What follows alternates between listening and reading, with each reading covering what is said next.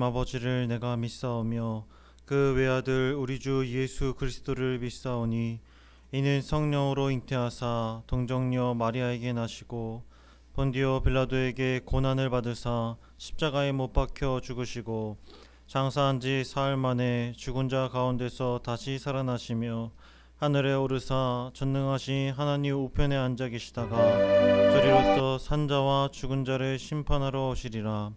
성령을 믿사오며 거룩한 공예와 성도가 서로 교통하는 것과 죄를 사하여 주시는 것과 몸이 다시 사는 것과 영원히 사는 것을 믿사옵나이다. 아멘. 다 함께 찬송가 370장 찬양하시겠습니다. 찬송가 370장 찬양하시겠습니다.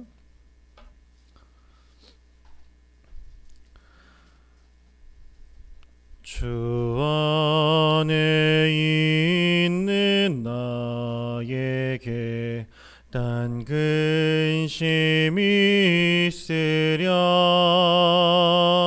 십자가 밑에 나아가 내 짐을 풀었네. 주님을 찬송하면서 할렐루야 할렐루야. 내 앞길 멀고 험해도 나 주님만 따라가리. 그 두려움이 변하여 내 기도 되었고 첫날의 한숨 변하여 내 노래 되었네. 주님을 찬송하면서 할렐루야 할렐루야. 내 앞길 멀고 험해도 나 주님만 따라가리. 내 주는 자비하셔서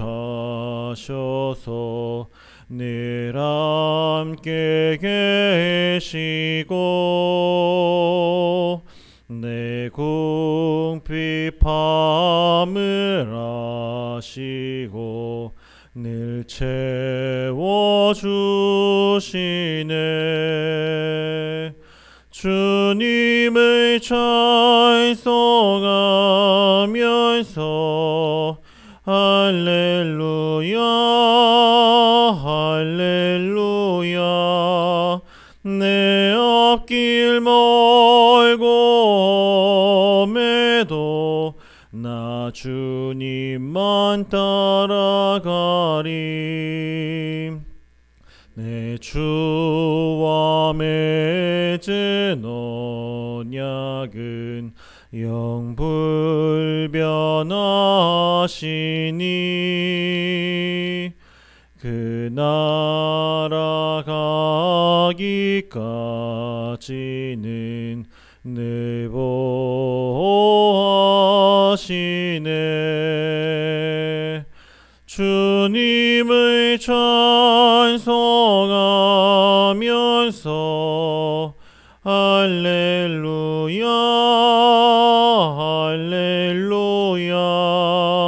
내 앞길 멀고 험해도 나 주님만 따라가리.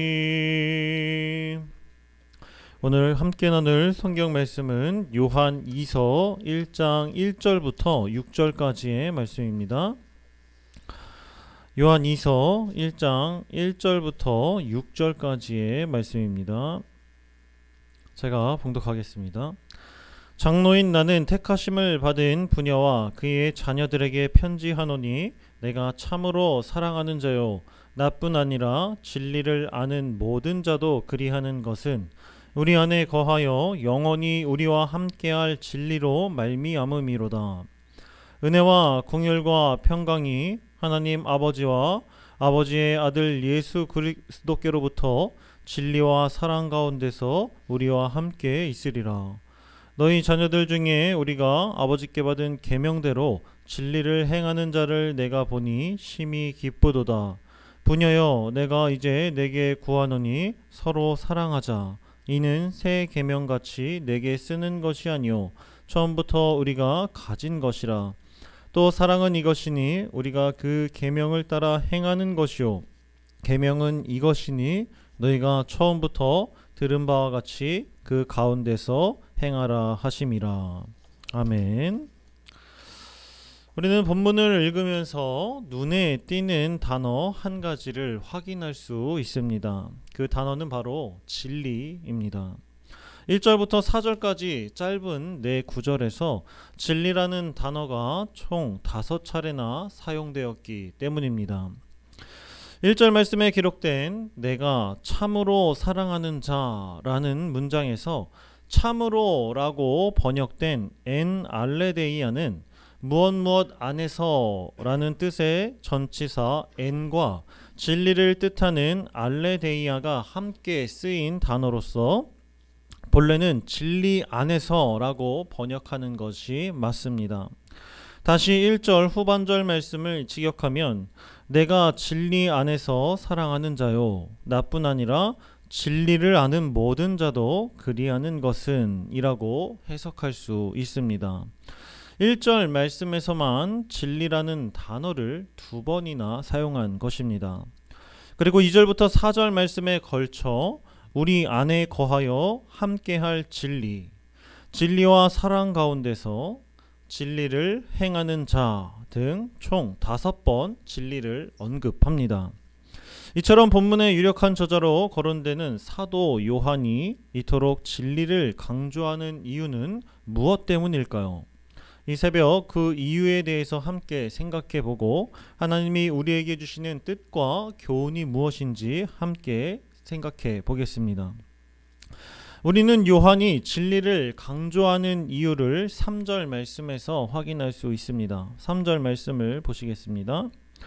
은혜와 긍휼과 평강이 하나님 아버지와 아버지의 아들 예수 그리스도께로부터 진리와 사랑 가운데서 우리와 함께 있으리라.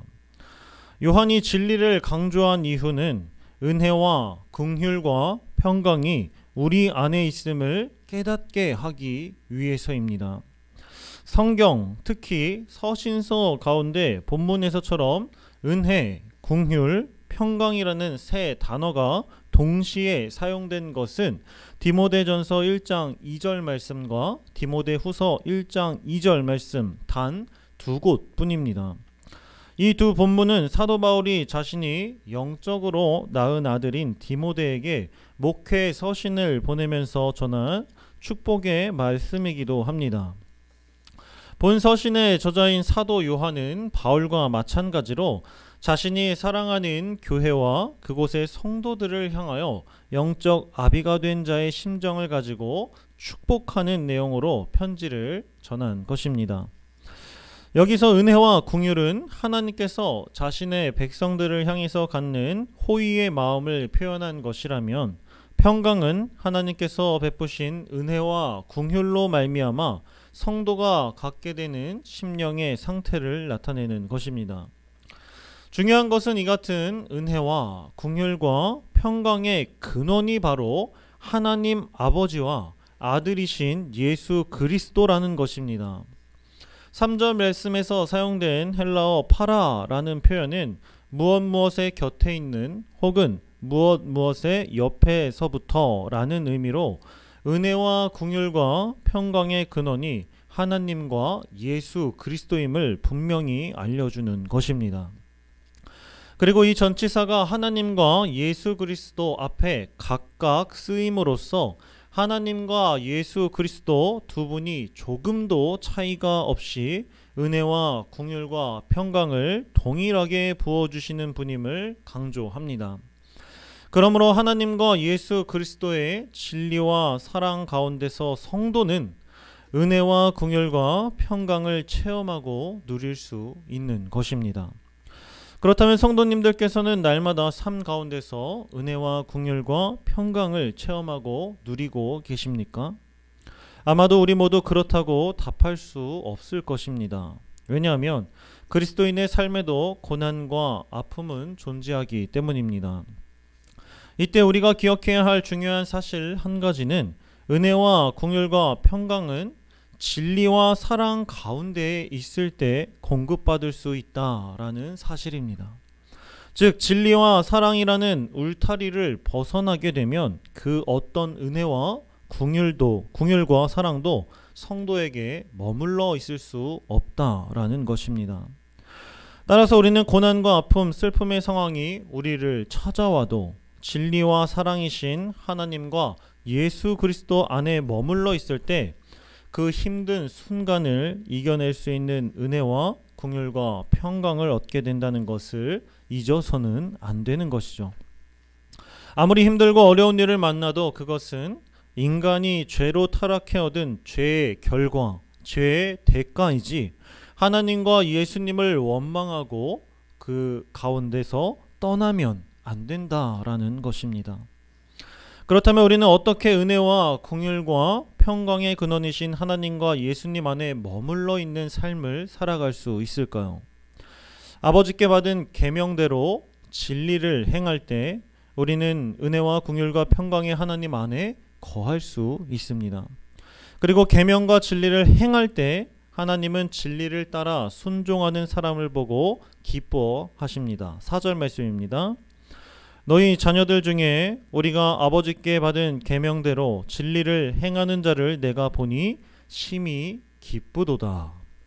사도 요한은 편지의 수신자인 택하심을 받은 부녀와 그의 자녀들이, 즉 교회의 성도들이 진리 안에서 행하고 있음을 발견하고 매우 기뻐하고 있습니다.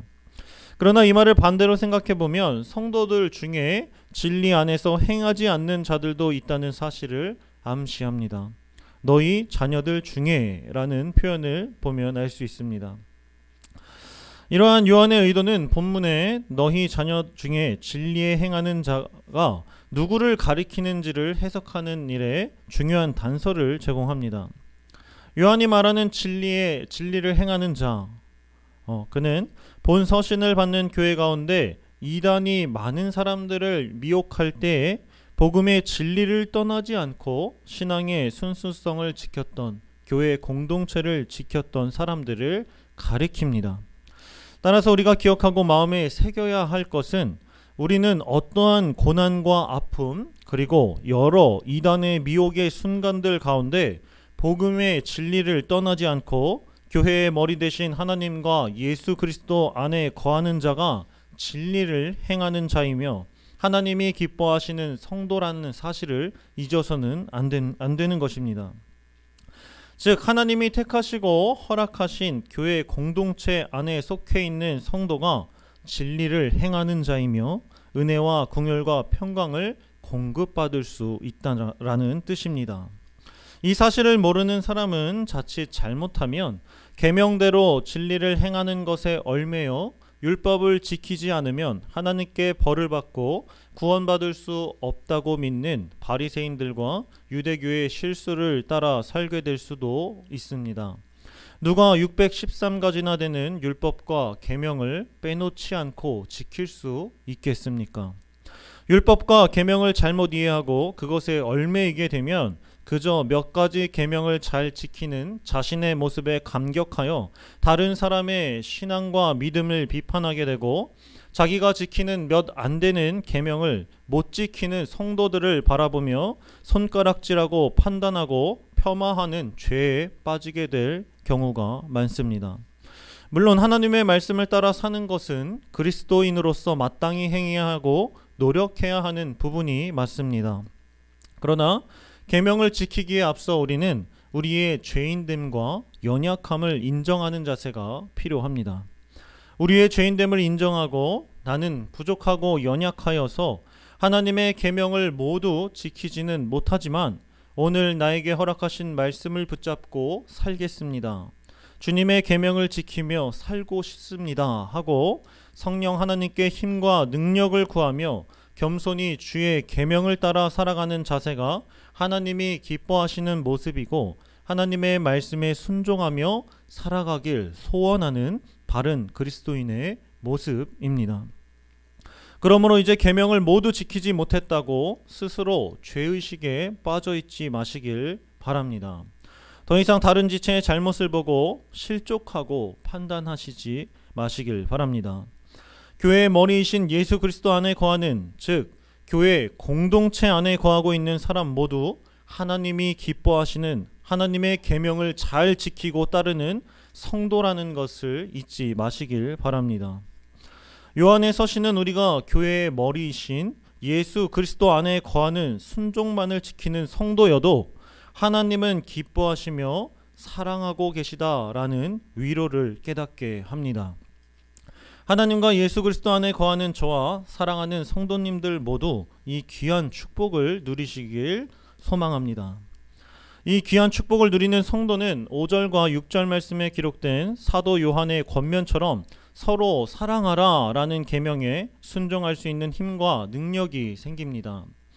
같은 교회 공동체에 속해 있다는 사실만으로 우리는 하나님의 기쁨이 되며 하나님이 기뻐하시는 진리의 계명을 따르는 성도를 서로 사랑해야 함이 마땅함을 깨달았기 때문입니다. 그러므로 오직 하나님의 택하심을 받은 부녀와 그의 자녀들인 저와 사랑하는 성문 공동체 여러분, 성문 교회 공동체에 속하여 하나님 아버지의 진리의 계명을 지키고 기쁨을 드리는 저와 성도님들 모두 우리의 생각과 판단을 내려놓고 서로 사랑하길 소망합니다. 오늘 하루를, 앞으로의 삶을 살아갈 때 교회 공동체 안에 부족해 보이고 눈에 띄고 내 판단과 생각으로는 받아들일 수 없는 모든 성도가 하나님이 기뻐하시고 진리의 계명을 따르는 성도라는 것을 잊지 말고 서로 아껴주고 사랑해주고 섬겨주는 일에 최선을 다하는 주님의 기쁨이 되는 저와 성도님들 되시길 축복합니다. 기도하겠습니다.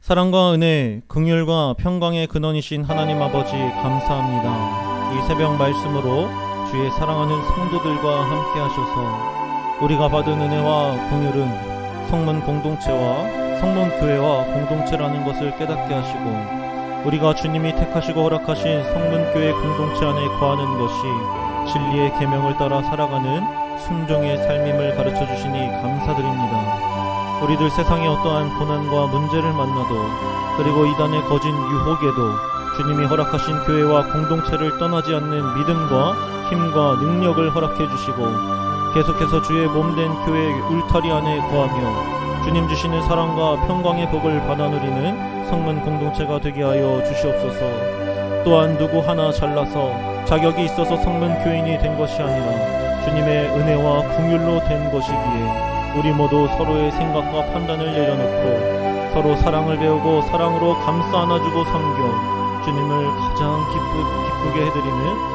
저와 사랑하는 성문 공동체가 되게 하여 주시옵소서. 우리 각 사람의 심령의 교회를 세우시고 교회된 한 사람 한 사람을 택하시고 부르셔서 성문 교회를 세우신 은혜와 긍휼과 평강의 근원이신 우리 주님 예수 그리스도의 이름으로 기도드립니다. 아멘.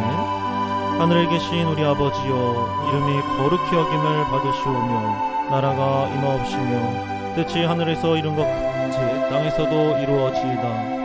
오늘날 우리에게 일용할 양식을 주옵시고 우리가 우리에게 죄 지은 자를 사하여 준 것 같이 우리 죄를 사하여 주옵시고 우리를 시험에 들게 하지 마옵시고 다만 악에서 구하옵소서. 대개 나라와 권세와 영광이 아버지께 영원히 쌓옵나이다. 아멘. 들으신 말씀을 기억하며 함께 기도하겠습니다.